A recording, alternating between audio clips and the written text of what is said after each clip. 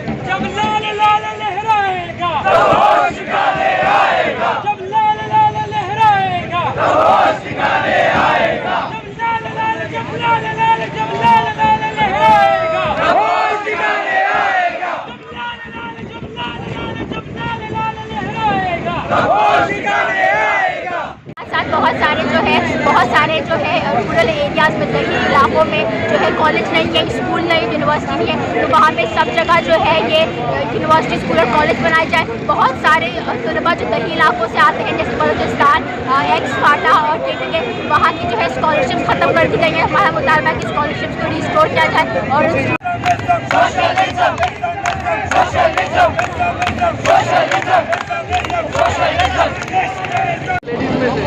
जी बहुत सारे